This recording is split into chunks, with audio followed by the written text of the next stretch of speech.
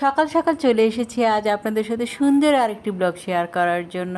প্রতিদিনের মতো ঘুম থেকে উঠে তো ঘরের জানালাগুলো খুলে দিয়ে আর সেই সাথে পর্দাগুলো সরিয়ে দিই যাতে আলো বাতাস প্রবেশ করে। তো আজ অনেক দিন ধরে ভাবছি আমার ডাইনিং রুমটাকে একটু নিউ ডেকোরেশন করব।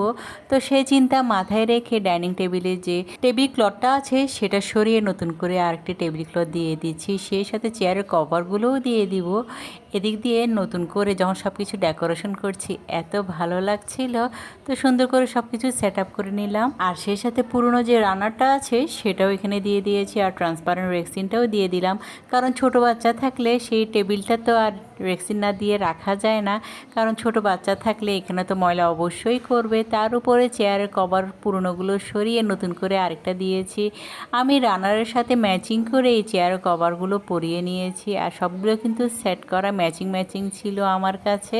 যেহেতু পুরো ডাইনিং রুমটা আজ ক্লিন করেছি সেহেতু ওভেনের উপরে যে কাপড়টা দিয়ে রাখি সেটাও একটু চেঞ্জ করে নিলাম আর হালকা পাতলাভাবে একটু গুছিয়ে নিয়েছি। আর এদিক দিয়ে গ্লাস ক্লিনার দিয়ে রেক্সিনের উপরে একটু ক্লিন করে নিচ্ছি। রেক্সিনের উপরে কখনোই পানি দিয়ে ক্লিন করবে না, তাহলে রেক্সিনটা দেখতে ঘোলা ঘোলা হয়ে যাবে, আর গ্লাস ক্লিনার দিয়ে করলে দেখবেন একেবারে চকচকে লাগবে। তো ছোট একটা টিপস শেয়ার করলাম আর সেই সাথে খুবই সিম্পলভাবে আমার কাছে ফ্লাওয়ার ভাস যেটি আছে সেটাও এখানে রেখে সুন্দর করে অর্গানাইজ করে নিলাম। তো কেমন হয়েছে আমার ডাইনিং রুম ডেকোরেশন সেটা কিন্তু অবশ্যই জানাবেন আর লাইক প্রেস করতে একেবারে ভুলবেন না।